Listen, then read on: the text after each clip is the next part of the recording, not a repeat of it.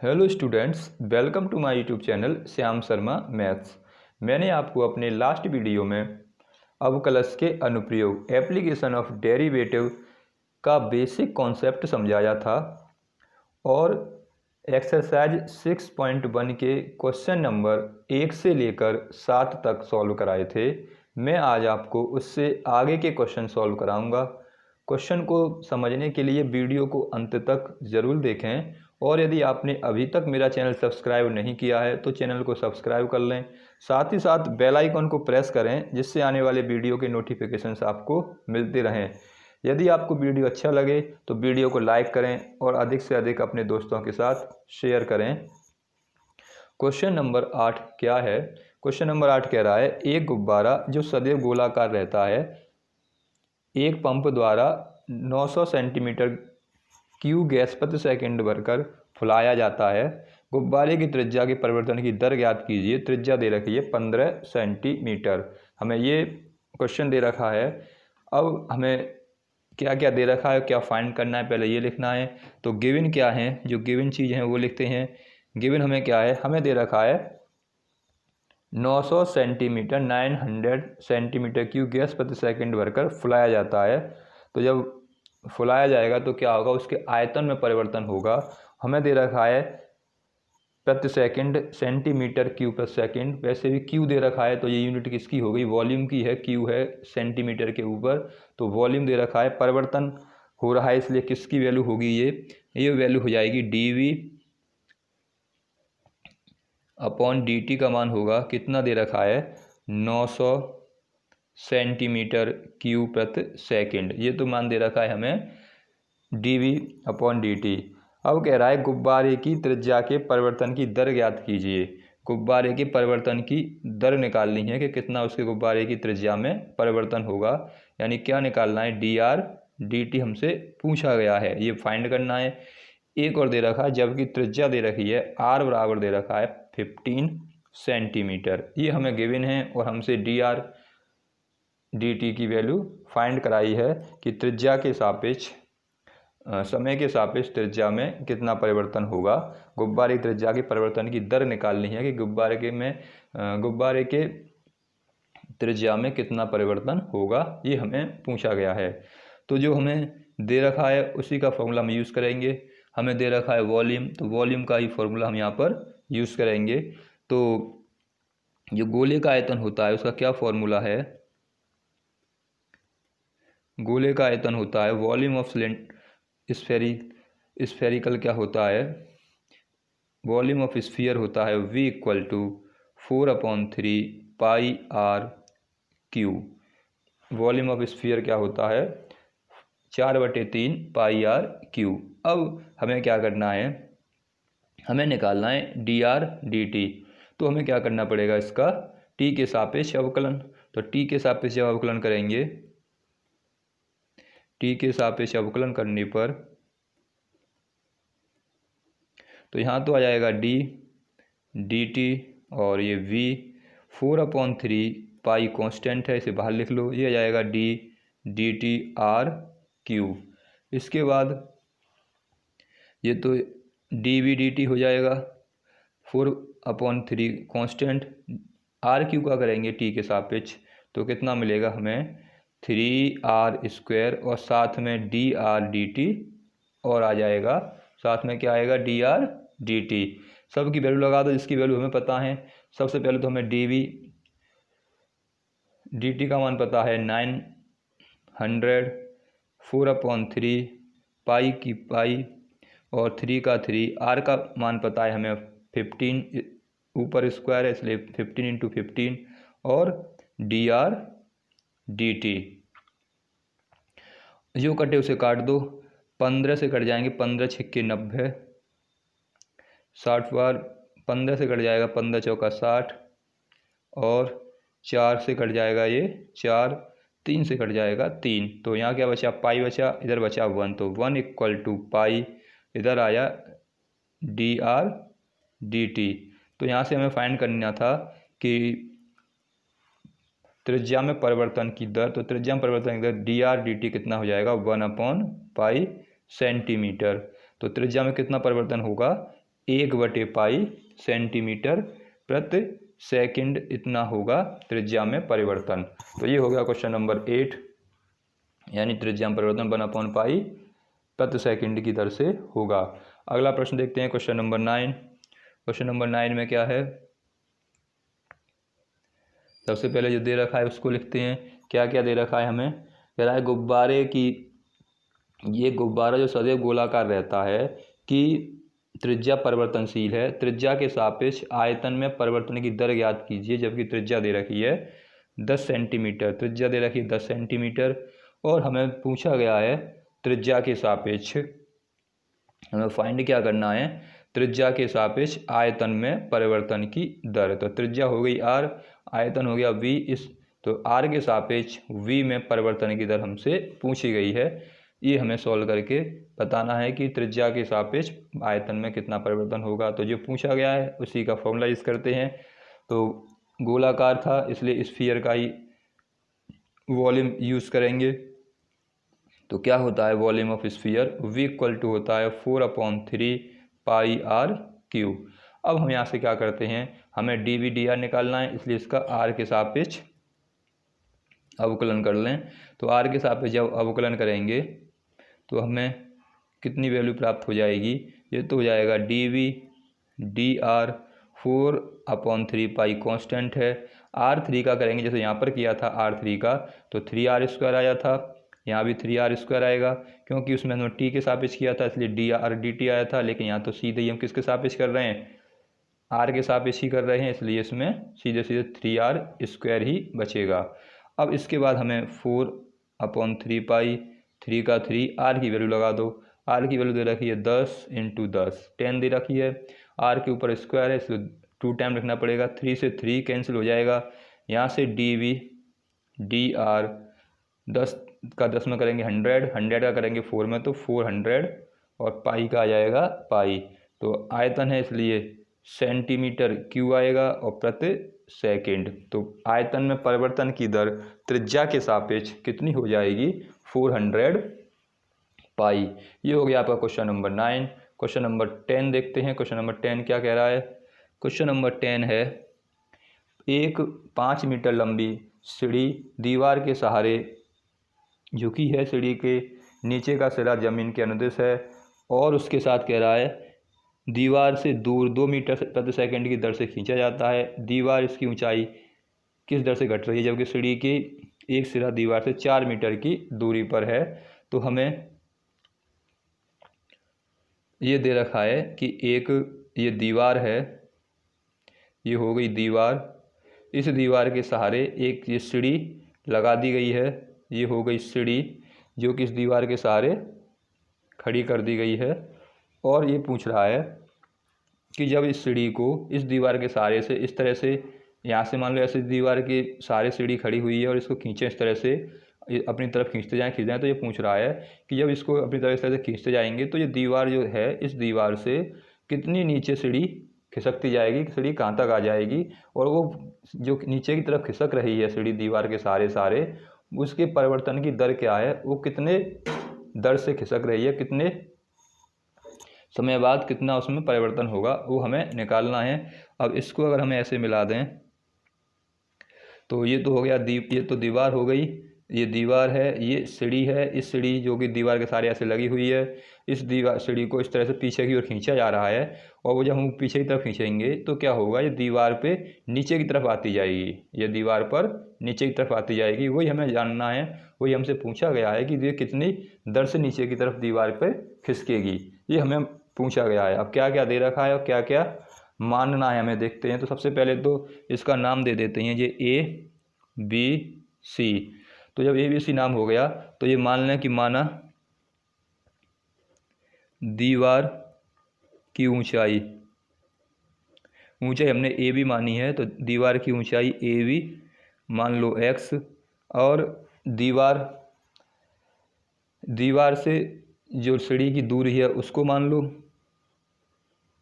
दीवार से सीढ़ी की दूरी वो कितनी है BC, इसको मान लेते हैं, वो मान लिया हमने y, ये हमने x और y मान लिए। और क्या दे रखा है, अब हमें दे रखा है सीढ़ी का नीचे का सिरा जमीन के अनुदिश दीवार से दूर 2 सेंटीमीटर पर सेकंड दर से खिसक जाता है। दीवार से इसकी ऊंचाई किस दर से घट रही है।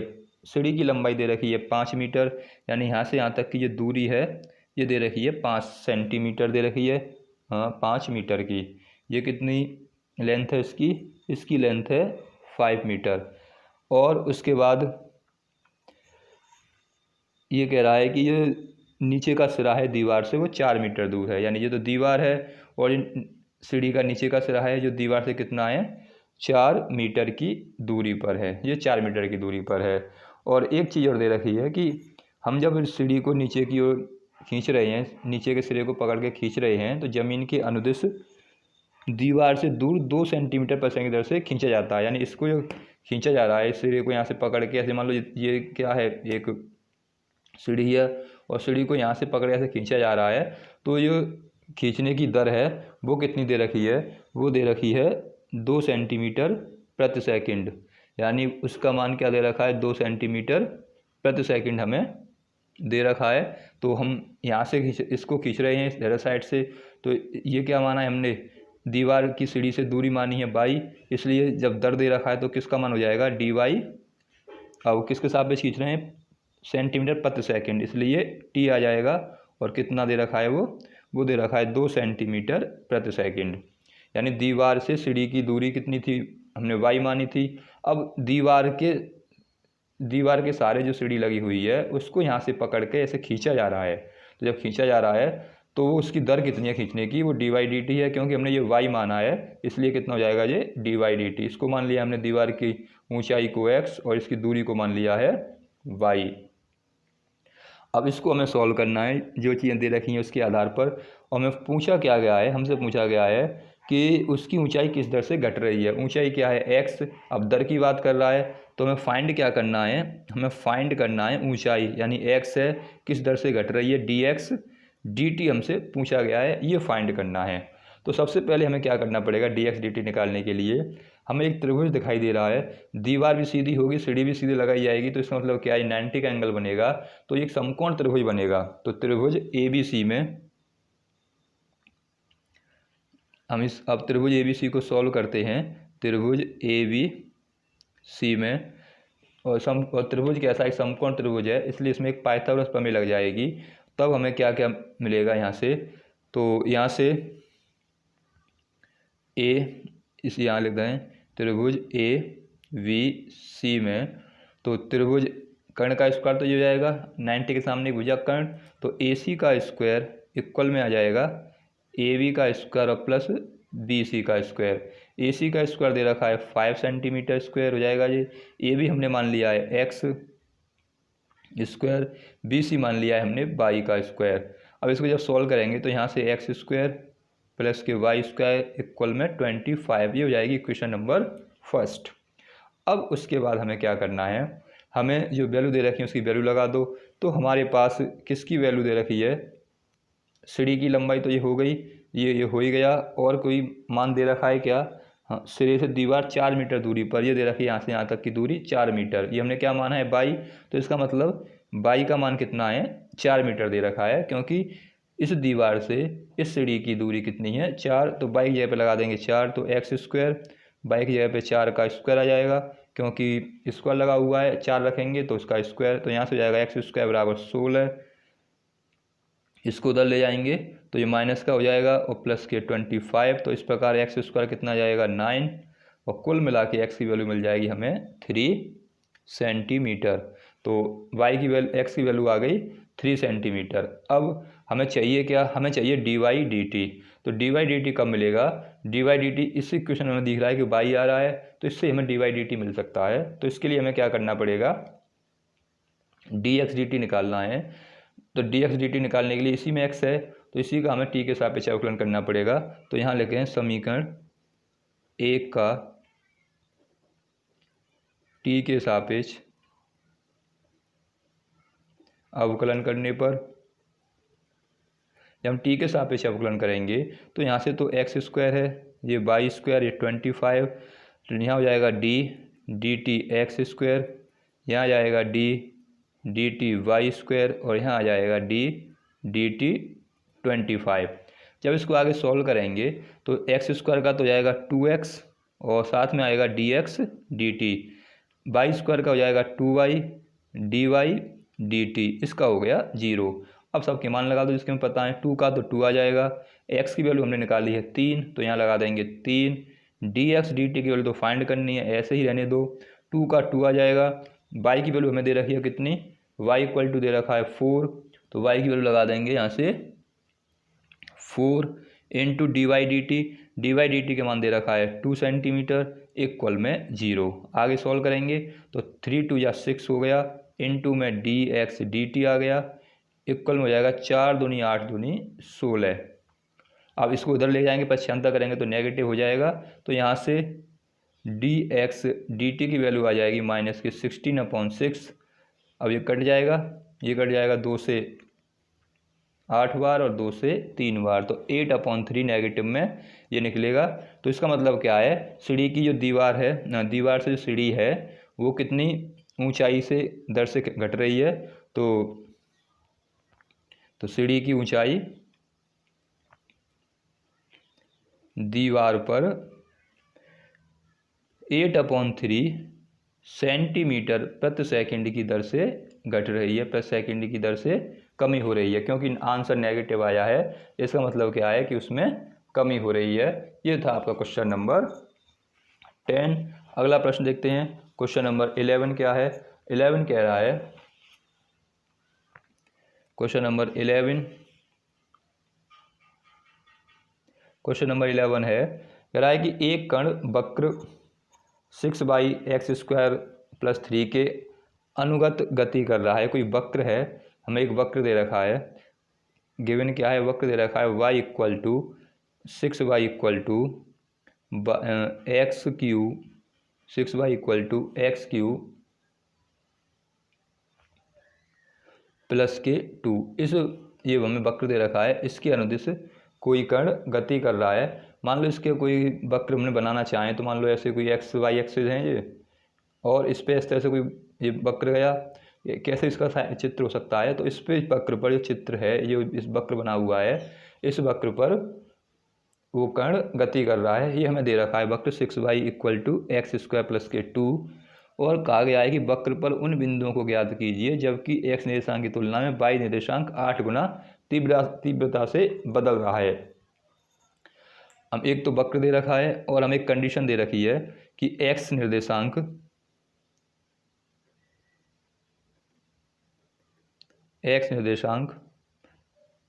की तुलना में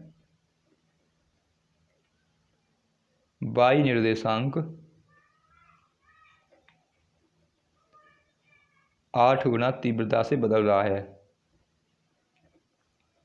8 गुना तीव्रता से बदल रहा है। ये हमें एक कंडीशन दे रखी है, एक वक्र दे रखा है और एक कंडीशन दे रखी है कि x निर्देशांक है, जो x कोऑर्डिनेट है वो y कोऑर्डिनेट की अपेक्षा 8 गुना तीव्रता से चेंज हो रहा है। अब हमें पूछा क्या गया है, हमसे पूछा गया है कि कोऑर्डिनेट बताइए कि जो वक्र है, हमसे पूछा गया है कि वो बिंदु बताइए जब ये गति कर रहा है, तो ये गति करते समय बिंदु कहाँ पर होंगे, x अक्ष और x पे और y पे कहाँ पर होंगे, वक्र पर उन बिंदुओं को याद कीजिए जहाँ ये गति करते समय बिंदु पहुँचा है, और वो बिंदु x y के मान क्या होंगे वो हमें निकालने हैं। तो हमें पहले तो वक्र दे रखा है, अब इसको भी इक्वेशन में कन्वर्ट करें, तो ये कह रहा है x निर्देशांक की तुलना में y निर्देशांक 8 गुना तीव्रता से बदल रहा है, यानी इसमें भी क्या हो रहा है, चेंज हो रहा है, रेट ऑफ चेंज। जब भी रेट ऑफ चेंज होता है, जब भी चेंज होगा तो हम क्या करेंगे, उसको dx dt के रूप में या जिसके रूप में परिवर्तन हो रहा है उसके रूप में इसको लिखना पड़ेगा। तो इसको भी इसी प्रकार लिखेंगे। तो इसका मतलब क्या है, इसको जब चेंज करेंगे तो ये तो हो जाएगा कितना, dy dt इक्वल में आ जाएगा dx dt। हमने पहले क्या किया, हमसे कहा गया कि y निर्देशांक 8 गुना तीव्रता से बदल रहा है, y निर्देशांक बदल रहा है, तो इसको अब चेंज करेंगे तो यहाँ से कितना मिल जाएगा हमें, इसमें कर देंगे कितने गुना, 8 गुना तीव्रता से बदल रहा है, इसलिए इसमें 8 का multiply, dy dt equal to 8 into dx dt। x निर्देशांक की तुलना में y निर्देशांक 8 गुना तीव्रता से बदल रहा है। हमने इनको इक्वल रखा है, तो इक्वल रखने का मतलब क्या, बराबर करना पड़ेगा। तो ये तो चेंज हो रहा है, ये तो 8 गुना था, लेकिन जब बराबर किया तो मल्टीप्लाई किसमें होगा, इसमें मल्टीप्लाई होगा। ये तो हो जाएगी हमारी इक्वेशन नंबर फर्स्ट और ये हो जाएगी equation number second. In equation first और सेकंड को सॉल्व करके हमें x और y के मान बताने हैं कि x और y के मान कितने आएंगे। तो सबसे पहले हम क्या करें, क्योंकि इसमें क्या क्या दे रखा है, टी के सापेक्ष दे रखा था, समय के सापेक्ष बदल रहा था, तो इसमें भी हमें समीकरण 1 का टी के सापेक्ष अवकलन करते हैं। समीकरण 1 का टी के सापेक्ष या वक्र का टी के सापेक्ष अवकलन करने पर जब अवकलन करेंगे तो यहाँ तो जाएगा डी डी टी, 6 कॉन्स्टेंट है बाहर आ जाएगा, यहाँ जाएगा d d t x Q plus के डी डी टी 2।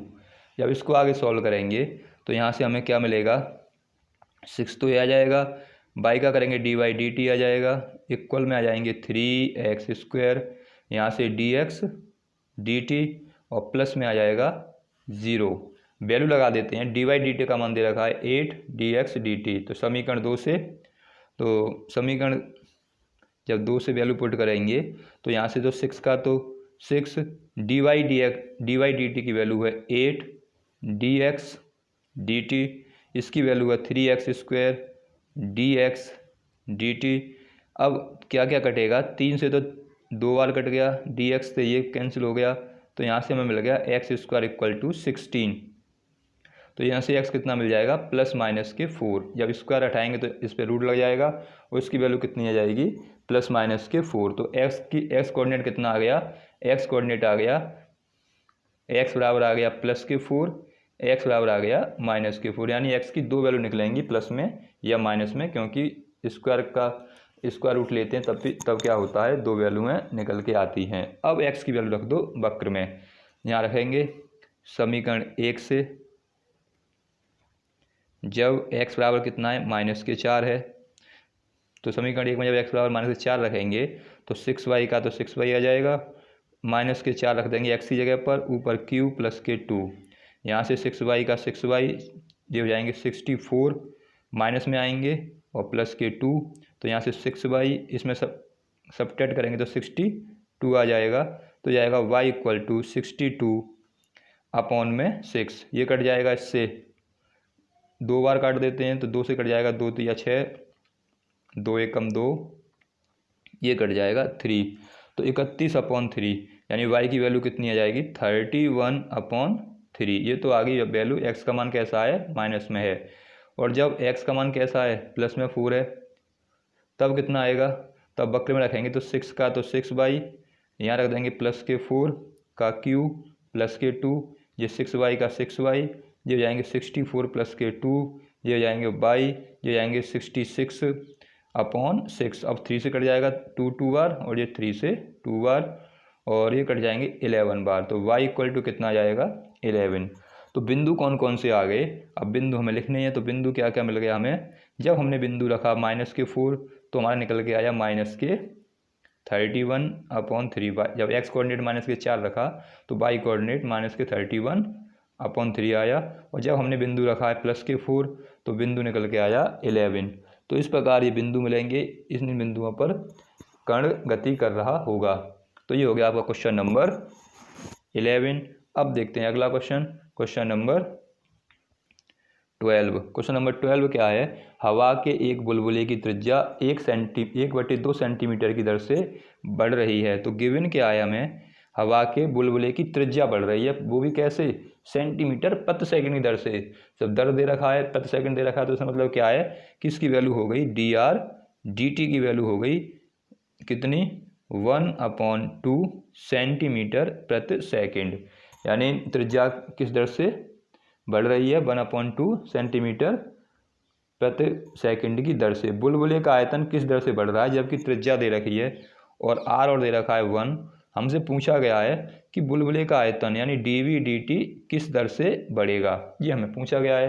तो जो पूछा गया उसी का फॉर्मूला लगा दो। बुलबुला कैसा है, हवा का बुलबुला है, आयतन की दर पूछी है तो गोलाकार बनता है हमेशा। बुलबुला कैसे होता है, एक गोला के रूप में होता है, तो गोले का आयतन लगा देंगे। तो गोले का आयतन होता है B equal to 4/3 pi r cube. ये फॉर्मूला यूज़ करना है। टी के सापेक्ष इसका अवकलन कर दें, क्योंकि dv/dt हमें बताना है। तो टी के सापेक्ष अवकलन करने पर, तो जब टी के सापेक्ष अवकलन करेंगे तो कितना मिलेगा हमें, यहाँ जाएगा dt, ये हो जाएगा v, 4/3 पाई कॉन्स्टेंट, या वो से बाहर ले लेंगे, यहाँ dt r q आ जाएगा। जब इसको आगे सॉल्व करेंगे तो कितना मिलेगा यहाँ से हमें, ये तो dv dt आ जाएगा, ये 4/3 पाई अलग होगा, आर क्यू का करेंगे तो 3r² आ जाएगा। वैल्यू लगा दो जिसकी वैल्यू हमें पता है। तो ये तो dv dt ऐसे ही आ जाएगा, 4/3 पाई ऐसे ही, 3 ऐसे ही, आर की वैल्यू कितनी दे रखी है 1, यहाँ लगा देंगे आर की वैल्यू 1 × 1 स्क्वायर है, इसलिए 2 टाइम लिखेंगे। 3 से 3 कैंसिल हो जाएगा, कितना बचा, केवल 4 पाई बचा। तो dv dt इक्वल टू 4 पाई, यानी आयतन में परिवर्तन की दर कितनी आ जाएगी, वो आ जाएगी 4 पाई। नहीं, इसमें dr dt का मान और लगाना पड़ेगा, क्योंकि हमने किसके सापेक्ष किया है, t के सापेक्ष किया है। तो यहाँ से dr और dt रह गया, ये और आएगा, इनटू में dr dt और चलेगा। अब dr dt का मान कितना दे रखा है, 1/2 दे रखा है, तो 1/2। अगर हम r के सापेक्ष करते केवल तो 3r² आता, लेकिन हमें t के सापेक्ष कर रहे हैं इसलिए dr dt और आएगा। अब 2 से कट जाएगा ये 2 टाइम, तो यहाँ से हमें कितना मिल जाएगा, यहाँ से हमें मिल जाएगा dv dt equal to 2 pi, centimetre में था इसे सेंटीमीटर क्यूब प्रति सेकंड, ये होगी इसमें परिवर्तन की दर, 2 पाई सेंटीमीटर क्यूब प्रति सेकंड की दर से उसके आयतन में वृद्धि हो जाएगी। ये हो गया आपका क्वेश्चन नंबर 12। क्वेश्चन नंबर 13 देखते हैं क्या है। क्वेश्चन नंबर 13 है,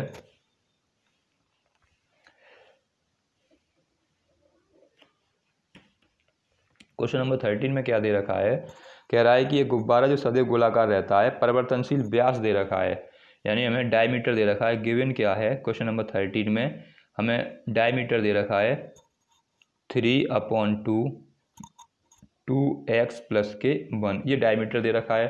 तो हमें पहले रेडियस निकालनी पड़ेगी।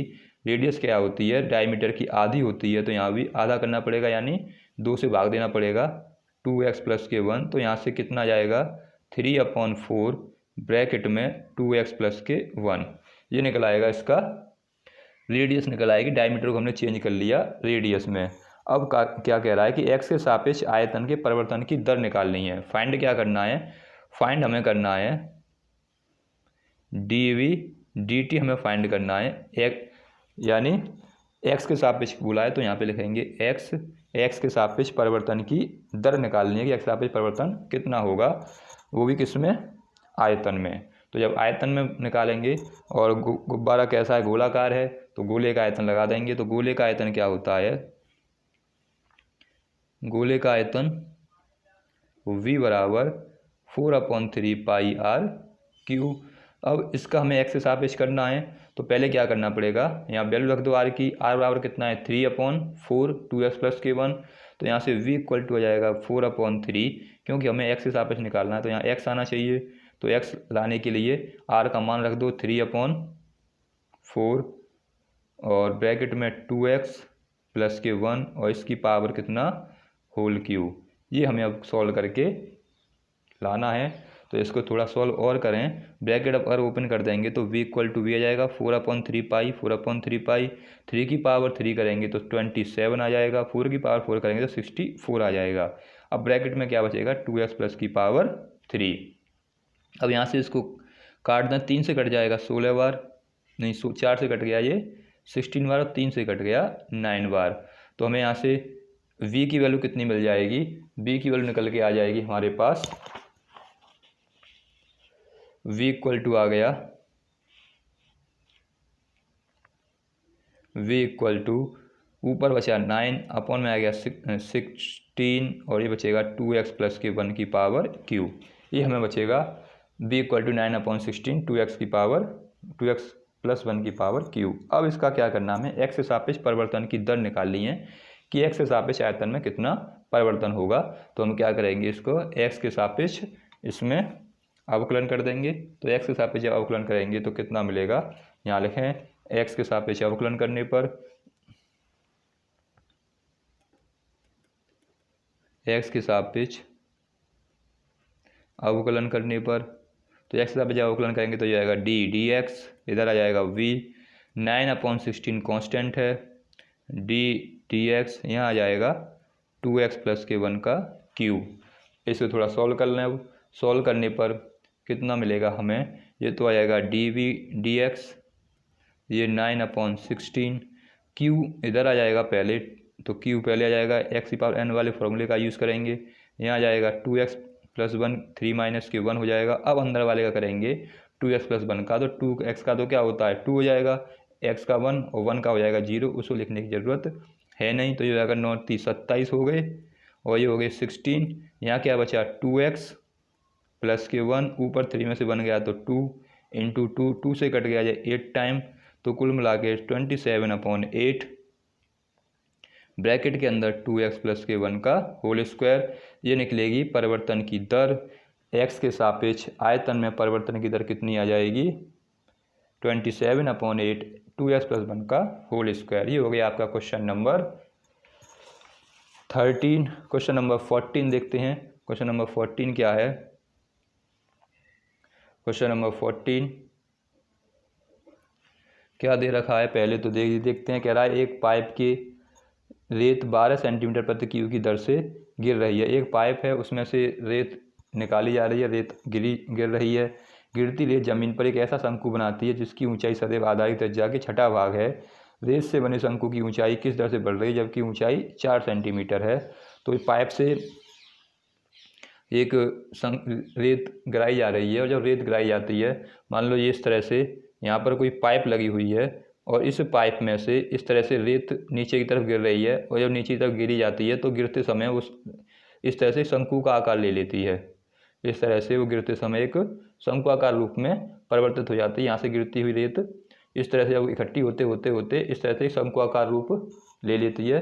अब और रेत इसमें किस दर से गिर रही है, इस पाइप से रेत कितनी दर से गिर रही है, इस पाइप से रेत गिर रही है 12 सेंटीमीटर प्रति क्यूब, 12 सेंटीमीटर क्यूब प्रति सेकंड की दर से रेत इस पाइप से नीचे गिर रही है ज़मीन पर, और ज़मीन पर इस प्रकार एक शंकुआकार रूप ग्रहण कर लेती है, शंकुआकार रूप में बदल जाती है।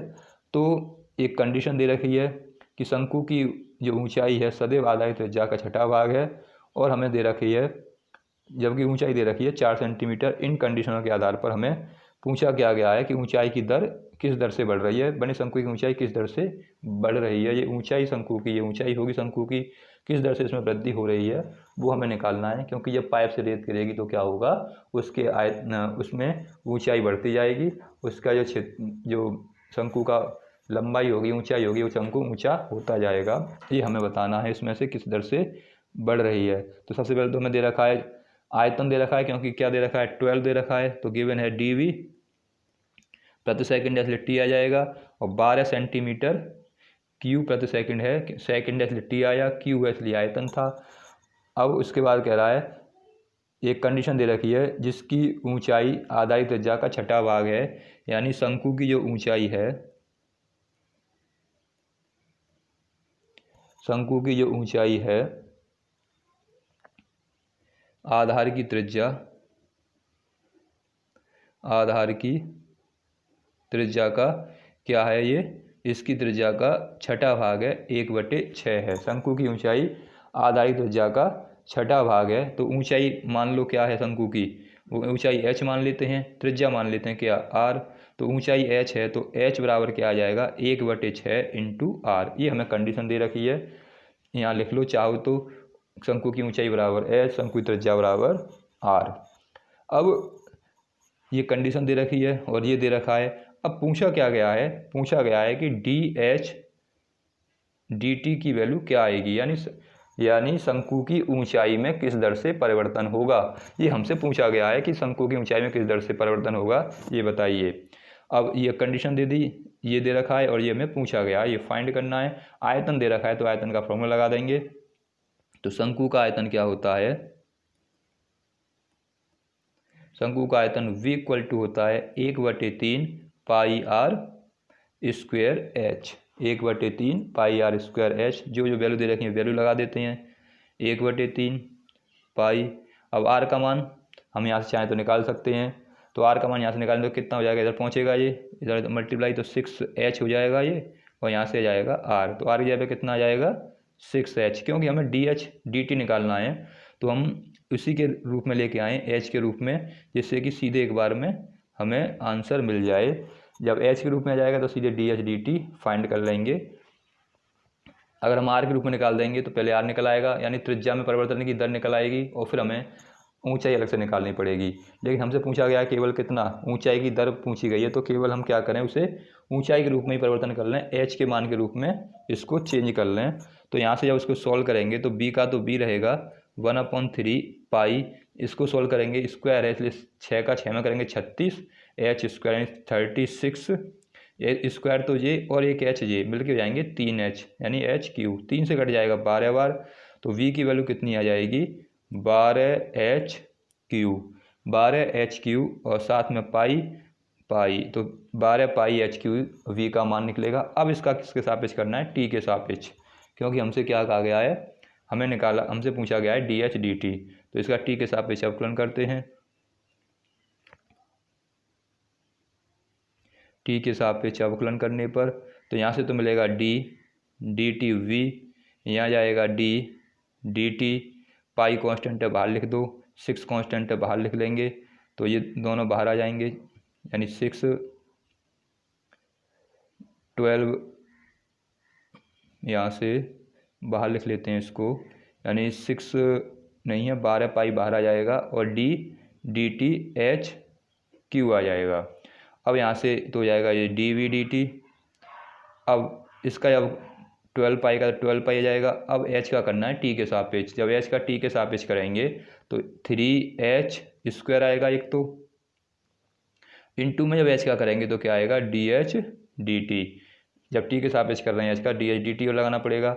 अब डी वी डी टी की वैल्यू कितनी दे रखी है, वैल्यू लगा दो, तो डी वी डी टी की वैल्यू दे रखी है 12, डी वी डी टी का कितना दे रखा है 12 सेंटीमीटर, और इसके साथ साथ हमें नीचे कंडीशन दे रखी थी, जबकि ऊंचाई कितनी है एच और दे रखा है, एच बराबर दे रखी थी 4 सेंटीमीटर, ऊंचाई 4 सेंटीमीटर है, तो एच की जगह पर और डी वी डी टी की जगह पर वैल्यू लगा देते हैं। तो डी वी डी टी का मान तो कितना है 12 है, तो यहाँ 12 आ जाएगा, 12 पाई का 12 पाई आ जाएगा, 3 का 3 आ जाएगा, एच का मान दे रखा है हमें 4, ऊपर स्क्वायर इसलिए 2 बार लिखेंगे, एच स्क्वायर है तो 2 बार लिखा जाएगा, और डी एच डी टी जो कटे उसे काट दो, 4 × 12 से 4 × 12 कट गए, अब क्या बचा, यहाँ 12 बचे और यहाँ 4, तो 12 चौक 48, यहाँ तो 1 बचा, ये बचे 48 पाई और डी एच डी टी, हमें निकालना है डी एच डी टी, तो 48 पहुँचेगा इधर, तो ऊंचाई में परिवर्तन की दर कितनी हो जाएगी 1/48 पाई सेंटीमीटर प्रति सेकंड, ये आ जाएगा डी एच डी टी का मान। इस प्रकार हम क्वेश्चनों को सॉल्व कर सकते हैं। अब कुछ क्वेश्चन और बचे हैं जो अलग मेथड पर हैं, उनको मैं आपको अगले वीडियो में बताऊंगा। मैंने आज आपको जो क्वेश्चन समझाए हैं वो आपकी समझ में आ गए होंगे। यदि आपको कोई समस्या हो, क्वेश्चन समझ में ना आया हो, तो आप मुझे कमेंट बॉक्स में लिखकर पूछ सकते हैं। अगर आपको वीडियो अच्छा लगा हो, पसंद आया हो, तो वीडियो को लाइक करें और अपने दोस्तों के साथ शेयर करें, और यदि आपने अभी तक मेरे चैनल को सब्सक्राइब नहीं किया है तो चैनल को सब्सक्राइब जरूर कर लें। वीडियो देखने के लिए धन्यवाद।